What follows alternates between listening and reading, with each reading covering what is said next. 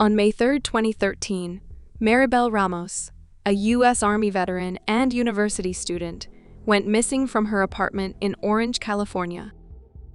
Before long, family members went to the police with a horrifying tale of how Ramos' roommate, Kwang Choi Joy, had become increasingly obsessed with Ramos in recent months.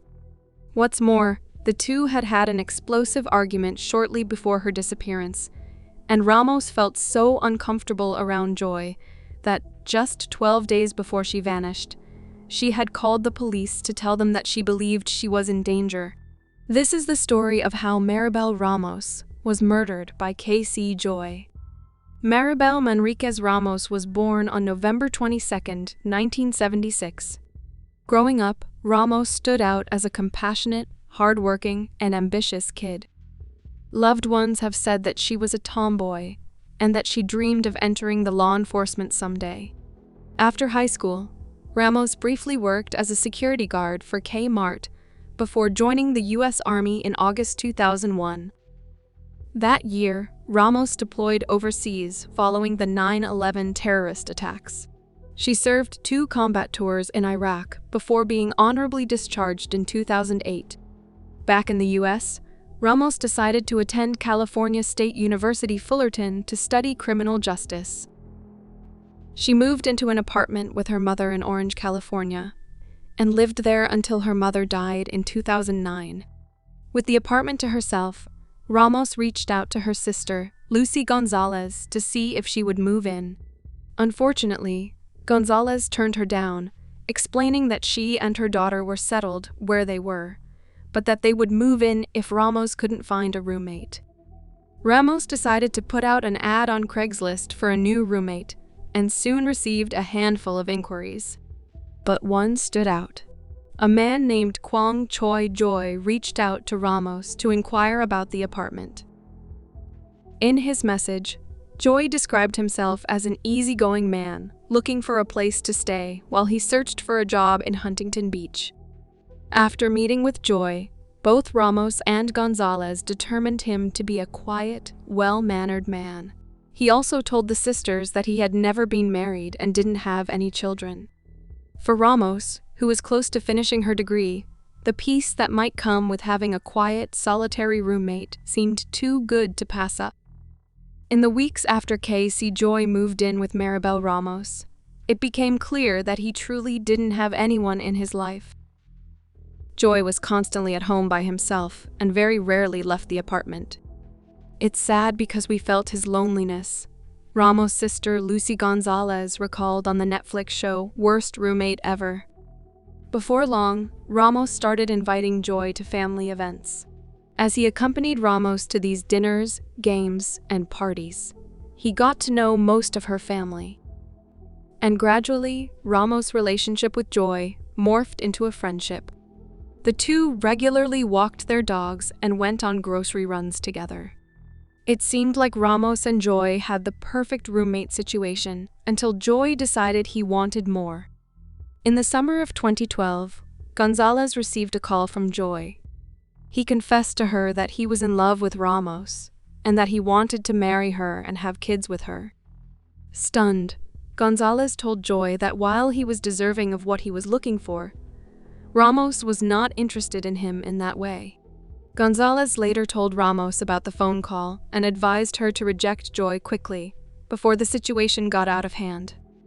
Ramos reportedly spoke to Joy and made it clear that she was not romantically interested in him. And at first, it seemed as if Joy had taken the rejection well.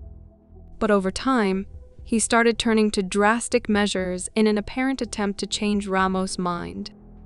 He bought a whole new wardrobe, got a tattoo, paid to take Ramos on a cruise, and even reportedly spent more than $10,000 on plastic surgery to look younger.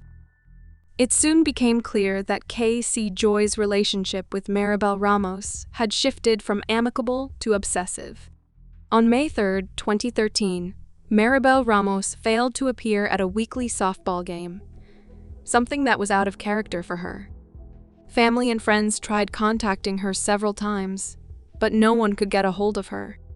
Her family went to her apartment for a wellness check, only to discover that she wasn't there. Unable to find her, they reported her missing. Authorities immediately began investigating Ramos' case.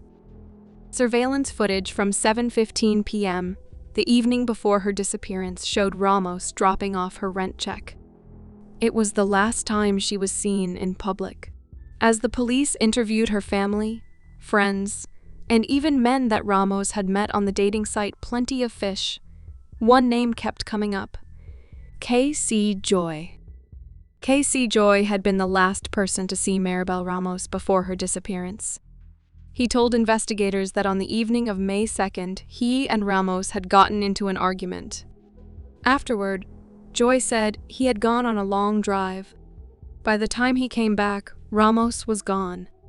However, the police eventually uncovered an eerie piece of evidence: a frantic phone call Ramos made to 911 only 12 days before her disappearance. In the call, Ramos claimed to feel unsafe around her roommate, saying, "I'm just calling to let you guys know that if something happens, that I did it because I was trying to defend myself." Police soon learned that Ramos had told Joy he needed to move out of the apartment at the end of April 2013 because he had stopped paying his share of the living expenses. In the weeks that followed, Joy had reportedly made a number of excuses for why he couldn't move out. This dispute culminated in a heated argument the night before Ramos disappeared, with Ramos telling Joy he needed to move out the very next day. Enraged, Joy refused.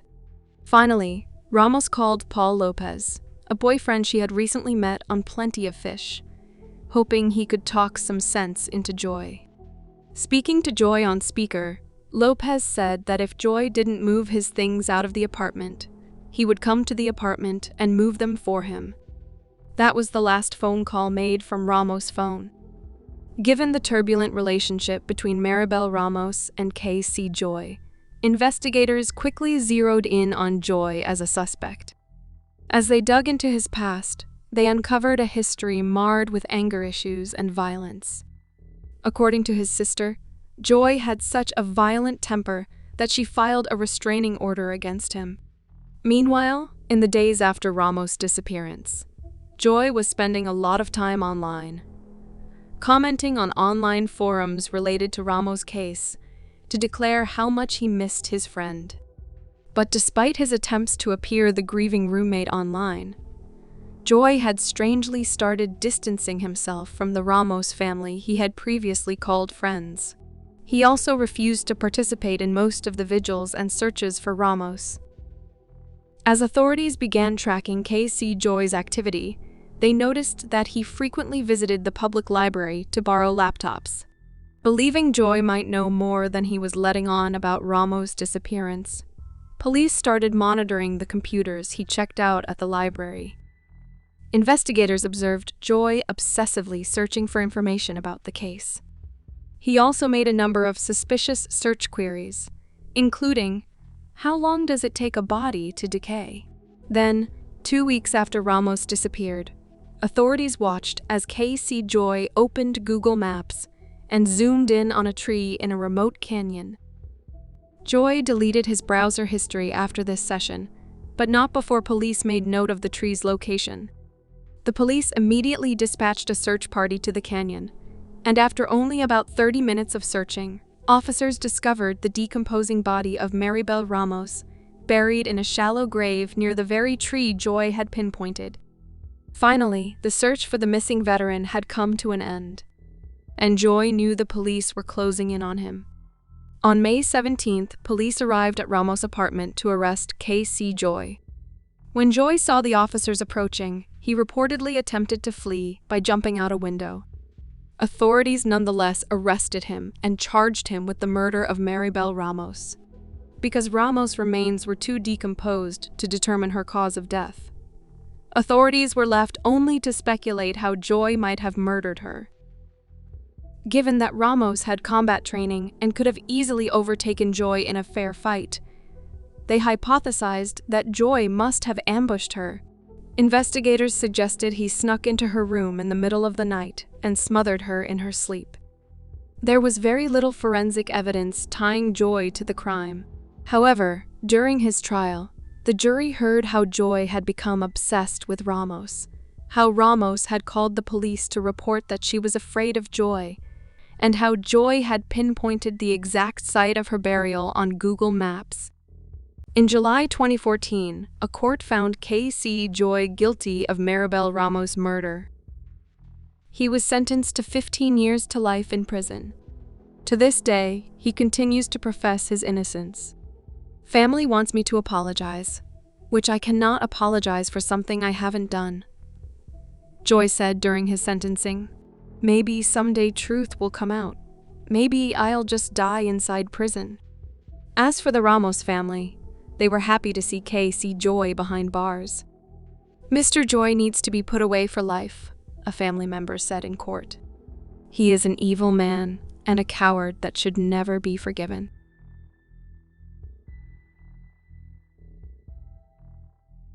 Christina Grimmie's death in 2016 came as a shock to her friends, family, and fans. The 22-year-old singer was on her way to becoming a world-famous star. She'd become popular performing song covers on YouTube as a teenager, and her celebrity only continued to rise when she appeared on The Voice in 2014.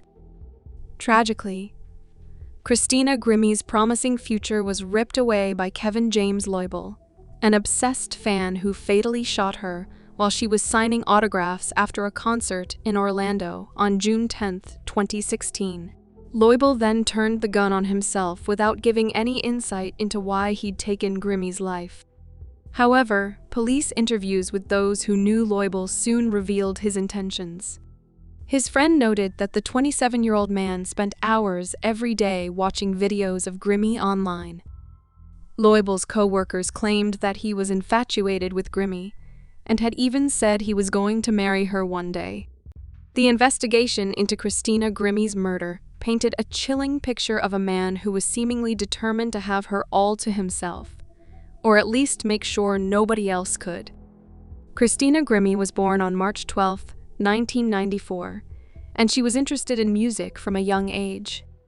As a child, she sang and played the piano, but she wanted to share her talents with the world. So, when she was 15, Grimmie started a YouTube channel under the username ZeldaXLove64. There, she posted covers of songs like Miley Cyrus's Party in the USA and One Time by Justin Bieber. The teen quickly amassed followers, reaching 1 million by 2011. That same year, she released her debut, Find Me. Grimmie then moved to Los Angeles to better pursue her singing career. She even connected with pop star Selena Gomez and started opening for her on tour. However, Christina Grimmie's biggest break came in 2014, when she earned a spot on NBC's singing competition show, The Voice, with Maroon 5's lead singer Adam Levine as her coach.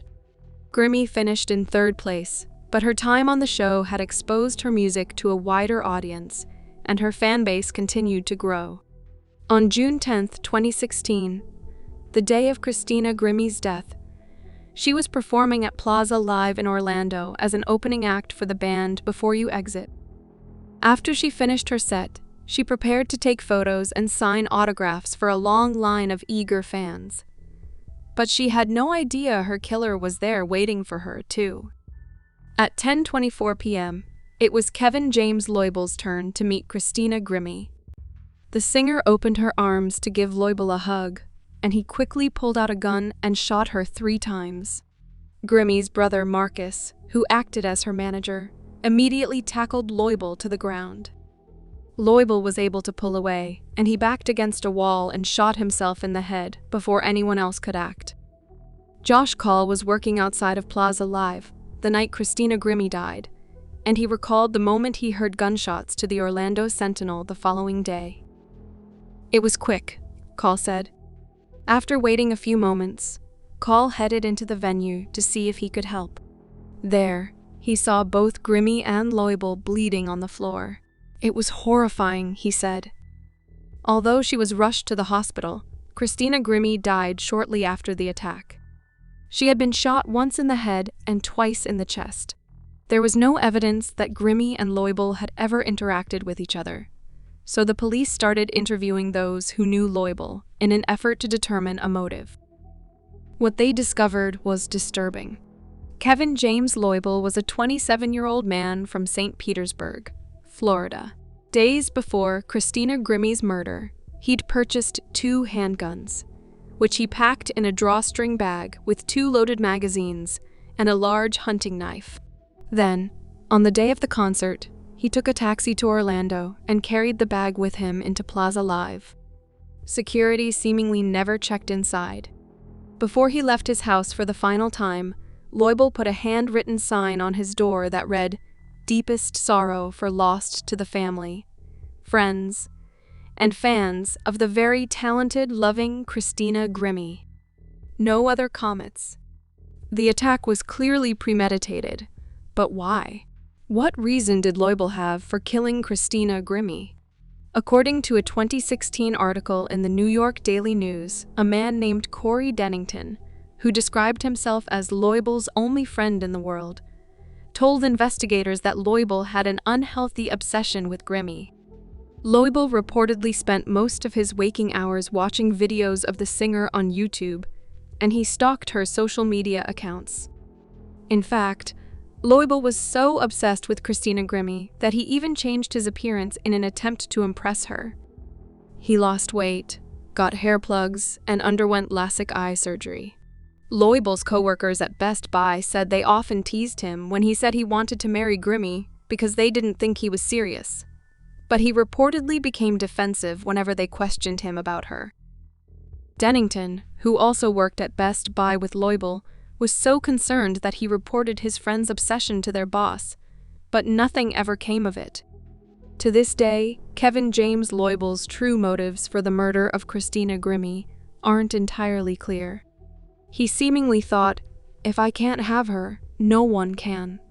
But that doesn't explain why he killed her before ever speaking a word to her.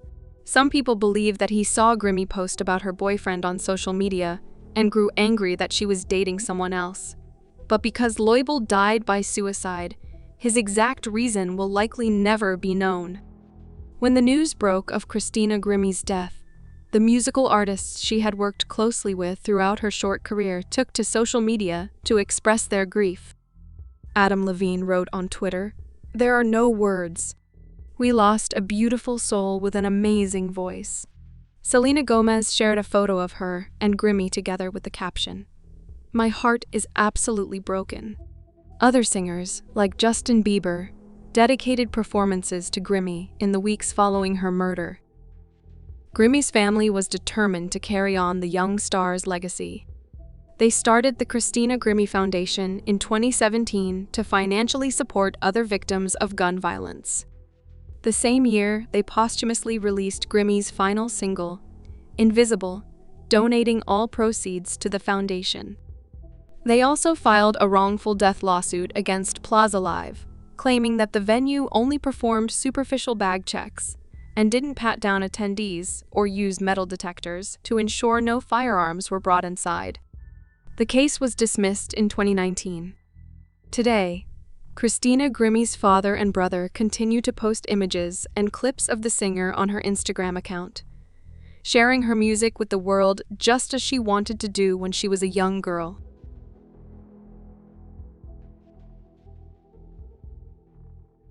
From the outside, it seemed as though West Virginia teenagers Rachel Shoaf, Shelia Eddy, and Skylar Nees were best friends. But on July 6, 2012, Shoaf and Eddy lured an unsuspecting Nees into the woods of Pennsylvania, counted to 3, and stabbed her to death. For several months, the teenage killers kept their horrific crime a secret. Then, Shoaf finally broke under the pressure and confessed to the murder, leading the police to where they'd hidden Nees's body. When asked why they killed her, Shoaf would say it was because we just didn't like her. Born on June 10, 1996, Rachel Shoaf seemed to have a lot of promise. Described by those who knew her as an adventurous and happy girl, Shoaf appeared to be thriving by the time she was attending high school in Morgantown, West Virginia. Shoaf had good grades, took singing and piano lessons, and was involved in theater. She also had two best friends, Sheila Eddy and Skylar Nees, and the girls did everything together. She loved life, and there was no reason for her not to. Kelly Kearns, Shoaf's close family friend, stated. People around her loved her. Soon, however, Kearns noticed changes in Shoaf's behavior. The teen started sneaking out, skipping classes, and regularly smoking marijuana. Meanwhile, there appeared to be growing tension in her friendship group with Skylar Nees. In early July 2012, Nees's posts on social media seemed to hint that she was feeling excluded by her friends. "It really doesn't take much to piss me off," Nees wrote in one post on X, then known as Twitter, soon after. She wrote, "Sick of being at home. Thanks, friends. Love hanging out with you all too." The next day, she wrote, "You doing stuff like that is why I will never completely trust you." Chillingly, the following morning, Skylar Nees vanished. Shortly after midnight on July 6, 2012, 16-year-old Skylar Nees snuck out of her home in Star City, West Virginia, to meet up with Rachel Shoaf and Sheila Eddy to smoke marijuana. Later, surveillance footage would show Skylar Nees entering Eddy's vehicle at about 12:35 a.m. Nees was never seen alive again. While Nees had apparently believed this would be a night out with friends like any other, Shoaf and Eddy had other plans. They had secretly brought along knives, which they'd hidden in their hoodies, as well as cleaning supplies, a shovel, and clean clothes to change into later. The girls smoked weed and drove around, eventually stopping in a remote wooded area just over the state line in Pennsylvania. Once there, Nees turned around to go find a lighter in the car. Then, Shoaf and Eddy counted 1, 2, 3, and literally stabbed their friend in the back, attacking her until she was dead. Afterward, the girls tried to bury her. When they found that the ground was too hard to dig into, they covered her body with branches and dirt instead. It would be 6 months before her remains were finally discovered. Just hours after the murder, Skylar Nees's parents realized she wasn't in her room and reported her missing. At first, police assumed she had run away, and her friends went along with the news that she disappeared. That morning, Sheila Eddy called Skylar Nees's parents and explained that she and Rachel Shoaf had been with her the night before. She admitted that they had snuck out, picked Nees up around 11 p.m., and then drove around smoking marijuana for a bit before dropping Nees off near her house, just before midnight.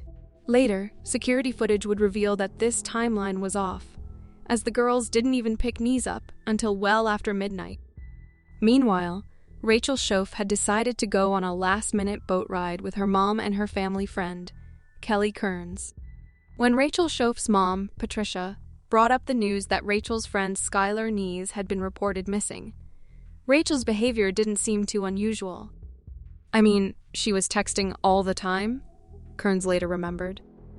"But you see so much of that, it didn't really faze us." Then, the day after her best friend supposedly vanished without a trace, Rachel Shoaf left for a 2-week-long church camp. As time went on, it eventually became clear that Rachel Shoaf and Sheila Eddy knew something about Skylar Nees's disappearance. The FBI even got involved, searching the girls' lockers and confiscating their computers. Still, both Shoaf and Eddy stuck to their previous story to a T. Their stories were verbatim, the same. "No one's story is exactly the same unless it's rehearsed," one police officer said about the girls.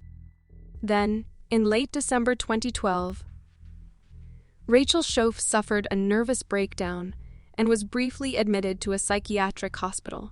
When she was released in early January 2013, she finally decided to confess, telling police that she and Eddy had planned and executed the murder of Skylar Nees.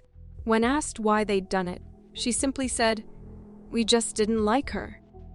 About 6 months after the disappearance of Skylar Nees, Rachel Shoaf led the police to the area where she and Eddy had hidden the body in Pennsylvania. Eventually, authorities were able to recover the remains. By May 2013, police had enough evidence to arrest both Rachel and Shelia. Those who knew Rachel Shoaf personally were stunned that she could have committed such a brutal murder. There was never any sign. Not a mean kid, not a bully, didn't torture animals, Kelly Kearns said. With all of the potential and morals, I don't even get where this came from. After securing a plea deal, Rachel Shoaf readily pleaded guilty to the second-degree murder of Skylar Nees. In February 2014, she was sentenced to 30 years in prison, with the possibility of parole after 10 years. Before her sentencing, she apologized to the Nees family. "The person that did that was not the real me," she said. "I became scared, caught up in something that I did not want to do." Nees' father did not accept Shoaf's apologies. "Rachel Shoaf murdered my daughter in cold blood," Dave Nees said in response. "She can take her apologies and sit on them." Shoaf served the first part of her sentence in a juvenile facility, and she was relocated to a state prison after her 18th birthday. Shelia Eddy, meanwhile, was sentenced to life in prison for first-degree murder, with the possibility of parole after 15 years. While Rachel Shoaf initially claimed she and Shelia Eddy had murdered their friend because they just didn't like her, not everyone was satisfied with that motive. In fact, some theorized that the pair may have had a secret sexual relationship and that they killed Nees because she found out. At her parole hearing in May 2023, Shoaf, then 26, confirmed this theory, claiming she and Eddy had been seeing one another, and they were afraid of what would happen if Nees revealed their secret. "After things became known with the relationship, there was tension between us," she said. "It was hostile and violent. In our teenage minds, we didn't know how to handle the conflict, and we just wanted it to stop." Skylar Nees' family, however, insisted that she would never have outed her friends. She had other gay friends, they said, and wouldn't have been bothered by their relationship. In a statement to the parole board, Nees' father Dave Nees strongly recommended against granting Shoaf parole. "This narcissistic, first-degree, cold-blooded killer is not sorry for the brutal murder of my only child," he wrote in the statement. The date of July 6, 2012 was chosen for a specific reason. You see, this beast wanted the killing out of the way before she left for church camp. Just another task to mark off of her list, like standing over my child saying, "Die," as my baby girl took her last breath, because the evil butcher didn't want to be her friend. Rachel Shoaf was denied parole. She is projected to be released in 2028.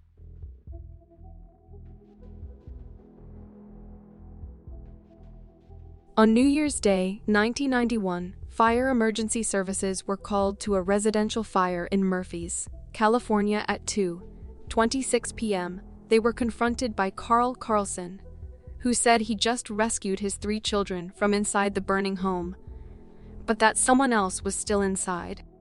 He said he wasn't able to get inside to save his wife, Christina. First responders found Christina's body in the bathroom of the rundown house. Karl told officials that the fire may have started because of a utility light that had fallen. Fire officials determined that the origin of the fire was directly outside the bathroom. Christina had been taking a bath while Karl worked in the garage. Officials observed some red flags, according to John Clear, Lieutenant of Investigations, Seneca County Sheriff's Office. The window in the bathroom where Christina died was boarded up. The odor of kerosene was prominent. However, Karlsen told investigators they couldn't afford to fix the broken pane.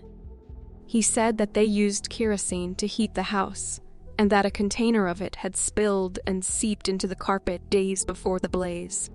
"On its face, it looks like it could be an accident," said Clear. "But when someone dies, the default is to consider it suspicious until you know better." The investigators weren't going to just accept that this was an accidental fire based upon Karl Karlsen's story, added former state trooper Jeff Arnold. An autopsy was performed the following day, while investigators looked for leads on the cause of the fire. The physician found soot in Christina's lungs, but no evidence indicating she was injured or incapacitated before the blaze. The autopsy determined Christina died from smoke inhalation. It didn't conclude if the death was an accident or a homicide.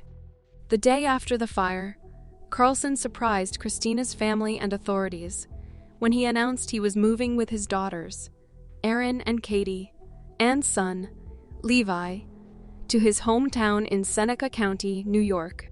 He didn't stay for any funeral services or purchase a headstone. "He just packs up and leaves," said Clear. Christina's family was so suspicious, they decided to collect their own evidence. Despite their efforts, on March 3, 1991, Christina's death was officially ruled an accident. "There just wasn't enough hard evidence to prove otherwise," said Moreland. State Farm Insurance paid a life insurance policy of approximately $215,000 to Karlsen. "I've worked with insurance investigators, and if an arrest is not made, insurance policies are not going to deny the claim," explained Clear. Was that payout a motive for murder? Investigators considered that. Karlsen moved on and purchased a section of a farm from his parents. About a year later, he married Cindy Best.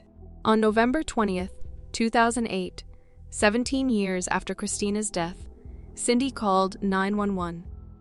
She frantically told the dispatcher that their truck had fallen off a jack. Levi, now 23 with a family of his own, was pinned underneath. He wasn't breathing. Officials found that Levi had a crushing compression type of wound to his chest. All indications showed that he had perished hours ago. According to Karlsen, Levi was working on the truck when he and Cindy left to go to a funeral. When they returned, he was crushed under the half-ton vehicle. The family doctor signed off on the death as accidental, according to investigators. There was no autopsy done. Christina's mother, Arlene Meltzer, heard the news about Levi. "I felt really bad, but I didn't think it was an accident. I thought, it's happened again," she said. In February 2012, Clear received a call from Levi's cousin, Jackie Heimel, who asked if he had investigated Levi's death. She said, "There's a good chance he was murdered by his father." Through conversations with Cindy, Heimel had heard things that had raised her suspicions. She talks about the fact that Karl had made money off of Christina's death, and that Christina's children had never seen any of that money, Moreland stated. Karlsen had taken out insurance policies on the lives of Christina and Levi shortly before their deaths. He was the beneficiary in both cases. Investigators reopened the case into Levi's death. On April 9, 2012, they called Cindy Karlsen, who was estranged from her husband. She agreed to cooperate and was interviewed numerous times over the following months. A profile of Karlsen emerged as a controlling and emotionally abusive narcissist. According to Cindy, Karlsen and his son had been at odds for quite a while, but appeared to be mending fences. Karlsen had been the one to convince Levi to get the $700,000 life insurance policy, which was taken out 17 days before Levi's death. Cindy said she didn't find out about it until after Levi was dead. "Karl had pretty much blown most of the money on a get-rich-quick scheme," said Clear. Before separating from Karlsen, Cindy had a private investigator do some digging on her husband and learned Karlsen had taken out an insurance policy on her. Cindy agreed to wear a wire to catch Karlsen talking about his son's death. Although he didn't confess, Karlsen made an admission that enabled police to bring him in for questioning. Karlsen's version of the events before Levi's death were inconsistent. He initially said Levi had been crushed before going to his aunt's funeral. Karlsen then said he caused the truck to fall, freaked out, and left. "I don't believe it for a second that he accidentally dropped the truck on his son," said Clear. "But for legal purposes, it doesn't really matter. Under New York state law, that's depraved indifference. That's murder in the second degree." Karlsen was arrested for second-degree murder and insurance fraud.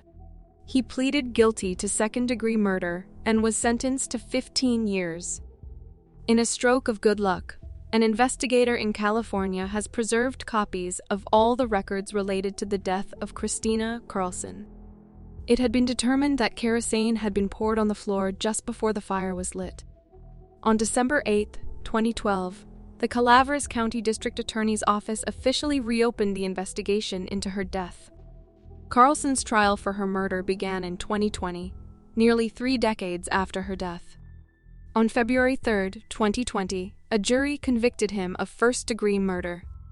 Karlsen was sentenced to life in prison without parole.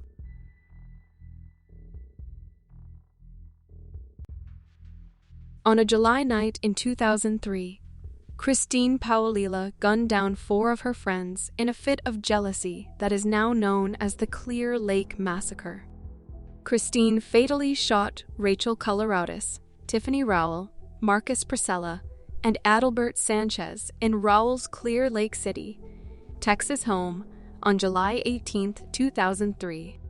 At the time of the murders, she was just 17 years old. She committed the crimes alongside her boyfriend, Christopher Snyder. For 3 years, the two of them evaded capture as police struggled to identify the culprits. Then, an anonymous tip in 2006 led investigators straight to Paolilla. The vicious Clear Lake Massacre had been solved at last, and the families of the victims finally had the answers they'd sought for years. Christine Marie Paolilla was born on Long Island, New York, on March 31, 1986. Her father died in a construction accident when she was just 2 years old. Her mother, Lori, later moved the family to the suburbs of Houston. When she was in kindergarten, Paolilla was diagnosed with alopecia, a condition that caused her hair, eyebrows, and eyelashes to fall out. She also struggled with poor vision and had to wear thick glasses. Sadly, her appearance made her a target of cruel jokes and teasing by her peers, which caused low self-esteem. Paolilla faced severe bullying every day during her school years due to the wigs she wore and the eyebrows she drew on each morning to conceal her baldness. In an interview, Lori Paolilla described the pain her daughter went through that was devastating. She had poor vision, so she had what I guess most folks would know as Coke bottle glasses, and started being ridiculed by young children. Classmates would come up behind her, pull her wig off her head. It was so painful to watch. Christine Paolilla attended Clear Lake High School in Houston. She eventually befriended 2 popular students, Rachel Karlsen and Tiffany Rowell. The girls taught her how to change her appearance with makeup and clothing to better fit in with her peers.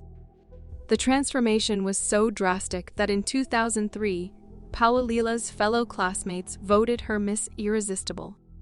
Around the same time, Paolilla began dating 21-year-old Christopher Lee Snyder, who was a known criminal. Paolilla's mother and stepfather disapproved of their relationship, as did Karlsen and Rowell. Snyder's frequent drug use and extensive criminal record concerned those who cared about the young, impressionable girl. Unfortunately, their concerns were validated when Paolilla began using drugs herself. According to Snyder's family, the relationship was doomed from the start. They cited the vicious arguments Paolilla and Snyder frequently had. One even resulted in Paolilla spending the night on the front lawn of his family's home, threatening to kill them all. Still, Paolilla stubbornly refused to leave Snyder, a decision that would have tragic results. On July 18, 2003, Christine Paolilla and Christopher Snyder visited Tiffany Rowell's home in Clear Lake City, where Karlsen, Rowell's boyfriend Marcus Priscilla, and Priscilla's cousin Adalbert Sanchez were all hanging out together. The plan was to simply steal drugs from the house and leave. But the evening took a dark turn when Snyder began arguing with Priscilla. The confrontation escalated, and Snyder and Paolilla began shooting. It's not clear who killed who, but the couple fired at least 40 rounds in total. All 4 of the victims had numerous bullet wounds, and Rowell and Karlsen were both shot in the groin. Karlsen initially survived the onslaught and began to crawl through a puddle of her own blood to reach the phone and call 911, When Paolilla saw that she was still alive, she began viciously beating her to death with the butt of a revolver, while Karlsen cried out, "Why?"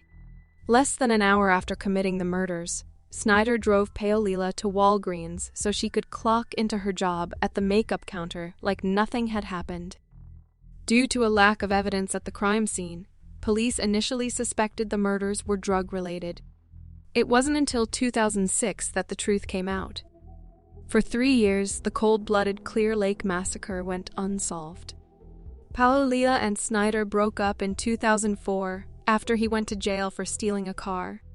She entered rehab in Texas, where she met her soon-to-be husband, Stanley Justin Rott. The two tied the knot in March 2005. 4 months later, on the second anniversary of the murders, Paolilla came across a news report about the unsolved case on TV. When she saw the composite sketches of the suspects, she confessed to Rott that she and Snyder were responsible. The couple went into hiding, living out of a motel room in San Antonio. A year later, police received an anonymous tip. The caller said he had met Paolilla in rehab, and she had confessed to him that she had murdered the 4 victims in the Clear Lake massacre. Acting on this information, authorities arrested Christine Paolilla outside her motel room. Rott told the police about his wife's confession, and he revealed to them a shocking twist to the story. Paolilla had told him that she saw Karlsen still clinging to life and decided to finish her off by bludgeoning her friend to death. When interrogated by detectives, Paolilla shifted all the blame onto her former boyfriend, Snyder. She claimed that it was Snyder who came up with the idea to rob her friends, but their plans went terribly wrong. Both Paolilla and Snyder, who was still at large, were charged with capital murder. Snyder found out about the arrest warrant against him and took his own life in August 2006. In October 2008, Paolilla was found guilty of 4 counts of capital murder. As she was a juvenile at the time of the crimes, she avoided the death penalty and instead received a life sentence. The question remains, why did she do it? Christine Paolilla never apologized for the killings, and she has never given a motive. However, psychiatrist Gail Saltz believes that her actions were driven by envy and jealousy towards her popular friends. Snyder's sister Brandy agrees that jealousy was the motive for murder. According to reports, Brandy said, "I remember her being intensely jealous. There must have been some underlying jealousy between Paolilla and Karlsen. When I saw photos of Karlsen, I knew instantly. She was very beautiful."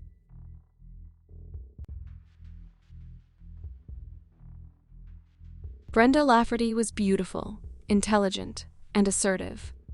And those were some of the reasons why her brothers-in-law, Ron and Dan Lafferty, decided to murder her and her 15-month-old daughter Erica in 1984. Mormon fundamentalists claiming to be guided by God, Ron, and Dan insisted that they were driven to murder by a divine message they called the removal revelation. But the truth behind their motives was far more earthbound. Ron, who had received the message, was furious with Brenda for helping his wife to leave him after he embraced polyamory. This is the story of Brenda Lafferty, whose murder by Ron and Dan Lafferty inspired the book and TV show Under the Banner of Heaven. Brenda Lafferty was born on July 19, 1960, into a Mormon family living in Logan, Utah. She spent most of her childhood in Ithaca, New York, and Kimberly, Idaho, and enjoyed an especially close relationship with 2 of her sisters, Betty and Bonnie, who were around her same age. Beautiful, intelligent, and popular among her peers, Brenda used her good looks to secure a college scholarship from the Miss Twin Falls, Idaho, beauty pageant. She spent a year at the University of Idaho and the College of Southern Idaho before she transferred to Brigham Young University back in Utah. Brenda's mother had gone to BYU, and Brenda hoped to study broadcast journalism. There, Brenda also met her husband, Alan Lafferty. They quickly fell in love and married, and Brenda gave birth to their daughter, Erica Lane Lafferty, on April 28, 1983, after her college graduation. But Brenda's marriage with Alan was complex. Though the Wright family liked Alan, he could be controlling and didn't want Brenda to work. What's more, two of his brothers, Ron and Dan Lafferty, had begun to embrace an extreme form of Mormonism. They had joined a breakaway polygamous sect called the School of Prophets and started to preach it to their brothers. Ron's extremism upset his wife, Diana, who found that her husband suddenly expected a servant instead of a spouse. She confided in Brenda about the deepening cracks in her marriage, and Brenda encouraged her to take her children and leave Ron. Diana really loved Brenda's sister, Sharon Wright stated. Because all of the other Lafferty brothers had wives that they treated like second-class citizens, Brenda ended up giving Diana the courage she needed to leave. Diana took Brenda's advice, and Ron Lafferty would not soon forget it. In early 1984, shortly after the end of his marriage, Ron Lafferty claimed to have received divine instructions from God. Curiously, this revelation demanded that he murder people he blamed for his problems. Brenda, a woman named Chloe Lowe, who'd supported his wife, and a man named Richard Stowe, who had overseen Ron's excommunication from the Church of Jesus Christ of Latter-day Saints. Ron shared the message with his brother Dan and his brother Alan, Brenda's husband. Alan later testified that he responded to the message, which Dan and Ron called their removal revelation, with disbelief. I told him that God had made no such revelation to me, and I would protect Brenda and Erica with my life, he said in court. But Alan did not tell Brenda about it. If he had told Brenda about Ron's revelation, she would have been out of there in a minute, and she'd still be alive today, Brenda's sister, Betty stated. But Brenda didn't know anything about it. Indeed, Brenda Lafferty had no idea that she was in danger. And on July 24, 1984, Ron and Dan Lafferty put their murderous plan into action. Accompanied by two drifters named Charles Carnes and Richard Knapp, Ron and Dan Lafferty made their way to Brenda's apartment.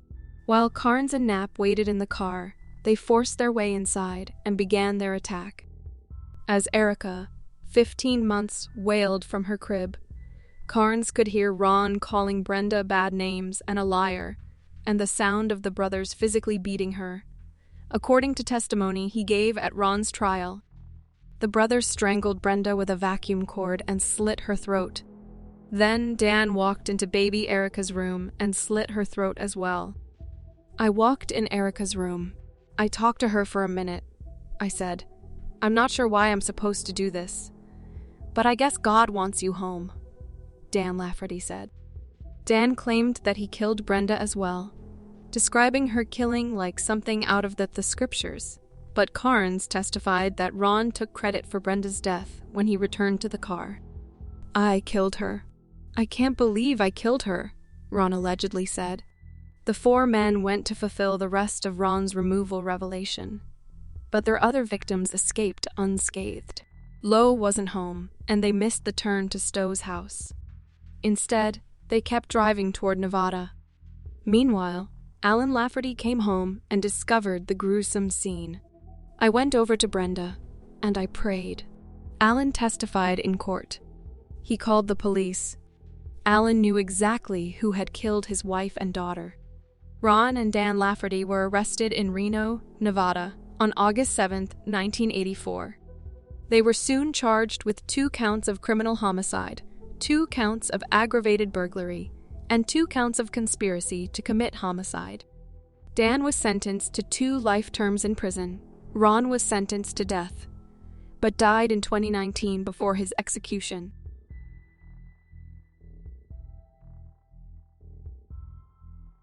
Before his wife's murder in June 2009, Eli Weaver had numerous affairs with women he met through online dating sites, where he called himself an Amish stud.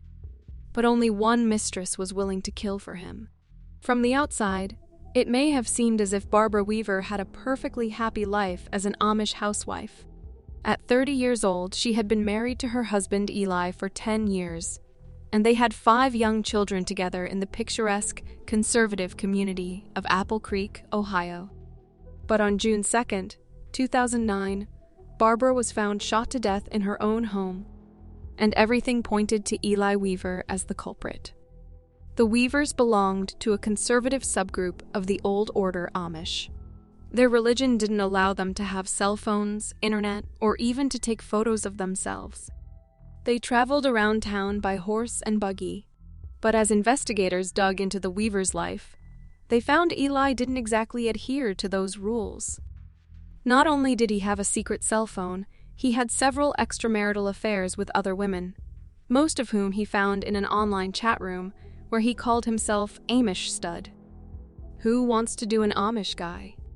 His profile read, "By all appearances, Barbara and Eli Weaver had a good marriage. They had a good community of friends and neighbors." Barbara was a very friendly, sociable person. She was kind of laid back, but super nice. "A gentle soul," neighbor Mary Akers said in an interview. Eli was very outgoing. He would often come over fairly late in the evening and ask for a ride. And he was very considerate. He would apologize for interrupting me. He had charm.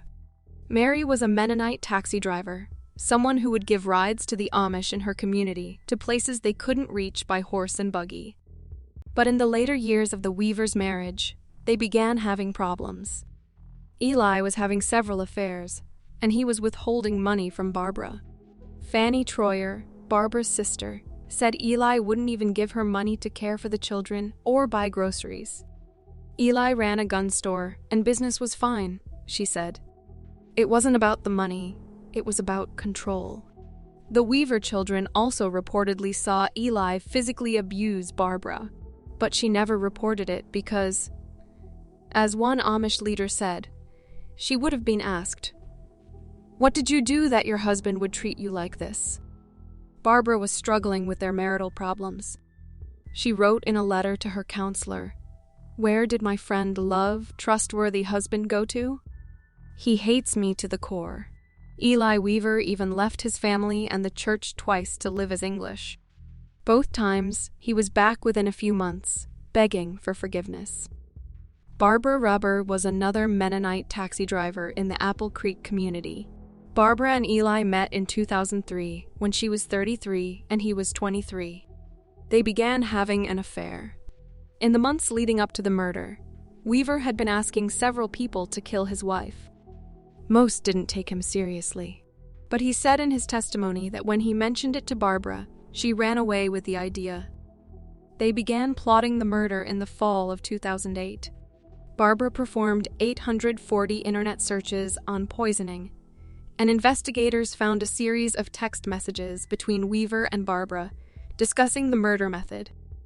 "I thought if we could get that fly poison stuff in a spice cupcake, she might not detect it," reads a text message from Barbara. "Maybe you could blow up the house?" Eli texted Barbara. "What about your kids?" she asked. "The kids will go to heaven because they're innocent," Weaver wrote.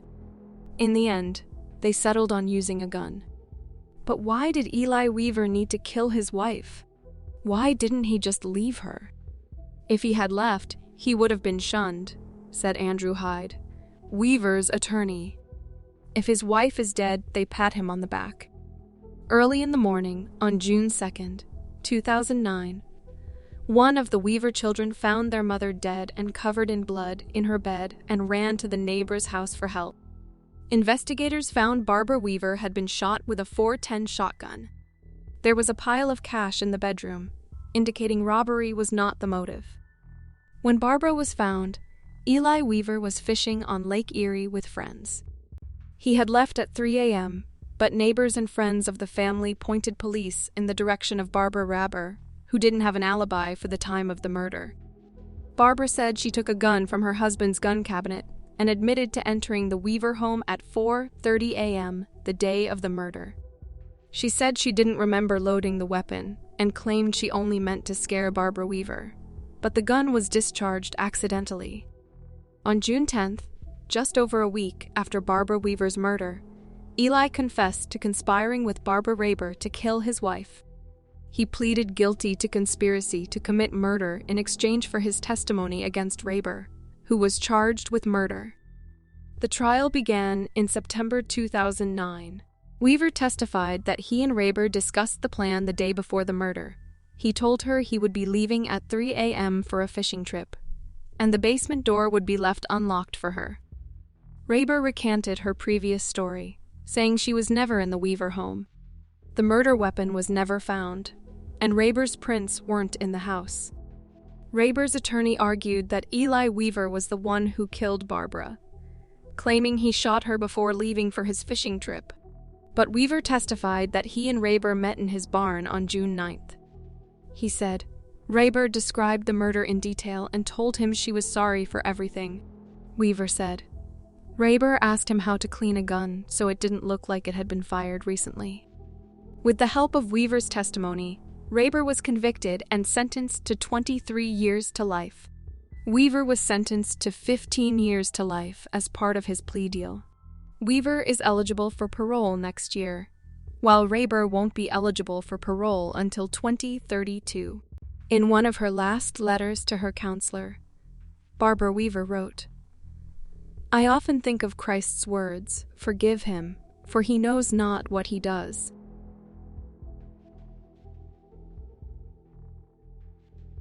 In 2000, drug dealers kidnapped Nicholas Markowitz and then partied with him for days, before finally killing him outside of Santa Barbara, providing the chilling basis for the film Alpha Dog. Nicholas Markowitz was a high school theater kid who was an avid reader. His older half-brother, Benjamin, ran with an amateur gang of wannabe tough guys who sold marijuana and ecstasy. While their parents hoped to shield Nick from those criminal elements, they came for him anyway. That seedy underbelly of the West Hills neighborhood in the San Fernando Valley consisted of high school dropouts and impressionable youths, and at its center was a man with the name of an outlaw and temperament of a bully, Jesse James Hollywood, who delegated drug deals and always collected his debts. Ben Markowitz owed Hollywood $1,200 when he began to distance himself. Frustrated, he couldn't muscle Ben back into the fold, and determined to save his reputation, Hollywood abducted Nick Markowitz to spur his brother's repayment on August 6, 2000. But when he realized kidnapping could land him in prison, Hollywood took drastic measures and had the 15-year-old murdered. Ben was shocked. He knew his old acquaintances liked to talk tough, but he never considered they would do something like this. In my worst nightmares, he said, I never would have thought that that would have happened. Nicholas Samuel Markowitz was born on September 19, 1984, in Los Angeles, California. The summer before his sophomore year at El Camino, Real High School, he spent most days going for walks, hanging out with his older brother, and preparing to get his driver's license. But on August 6, 2000, he was abducted at 1 p.m. after sneaking out of his house to avoid arguing with his parents, Jeff and Susan. A fellow West Hills resident, Jesse James Hollywood, came from a family of means. He had excelled at high school baseball, but was expelled during his sophomore year, when a later injury turned the 20-year-old dropout's athletic dreams into dust. He began to sell drugs. His amateur crew consisted of former school pals like 20-year-old William Skidmore, 21-year-old Jesse Rugg, and 21-year-old Benjamin Markowitz, who still owed him money. Hollywood had only been a dealer for a year when he went to collect his cash from Ben, only to happen upon Nick walking down the street. Hollywood pulled over his van and dragged Nicholas Markowitz inside with the aid of Rugge and Skidmore. A neighbor witnessed the incident and called 911 with the license plate, but police couldn't find the van. Markowitz was bound with duct tape and had his pager, wallet, Valium, and weed confiscated. Over the next 2 days, Markowitz was shuttled between various homes with the promise that he'd soon be freed. At Rugge's Santa Barbara house, he played video games with his captors and smoked and drank with them. Markowitz even attended their parties, making friends with 17-year-old Graham Presley. He told me that it was okay because he was doing it for his brother, and that as long as his brother was okay, he was okay, said Presley. Markowitz even declined an offer to run when Presley drove him around town, stating he didn't want to complicate a seemingly temporary matter. Hollywood even told Rugg that Markowitz would be free soon, spurring a Lemon Tree Motel pool party on August 8th. "I'm going to take you home," Rugg told Markowitz that night. "I'll put you on a Greyhound. I'm going to get you home." Unbeknownst to his crew, Hollywood had spoken to his family lawyer and gotten lethally paranoid about a potential kidnapping charge. He became convinced that murdering Nicholas Markowitz was his only way forward and asked Ruggie to do his dirty work for him. Rugg declined, leading Hollywood to contact 21-year-old Ryan Hoyt. "We got a little situation," said Hollywood. "You're gonna take care of it for me. And that's how you're gonna clear your debt." Like Ben Markowitz, Hoyt owed Hollywood money. When he arrived to meet him, Hollywood handed him a semi-automatic pistol and offered to wipe the slate clean with an additional $400 payment if he killed Markowitz. In the early morning hours of August 9th, Hoyt and Rugg duct-taped Markowitz's mouth and hands. With Presley, they drove Markowitz to the Lizard's Mouth Trail near Santa Barbara in the early morning hours of August 9th. They walked the terrified teen to a shallow grave at a remote campsite 12 miles away. Hitting him over the head with a shovel, Hoyt dumped him in the hole and shot him 9 times. Then they covered his grave with dirt and branches and drove away. Nicholas Markowitz was found by hikers on August 12th, after which many who befriended him during captivity came forward.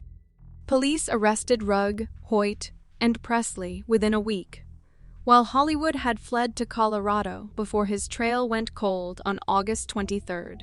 Hollywood remained a fugitive for almost 6 years until he was arrested in Rio de Janeiro in 2005.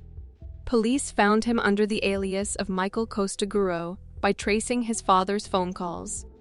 While his friends and family painted a glowing picture at trial, he was sentenced to life in prison. Hoyt was convicted of first-degree murder and sentenced to death.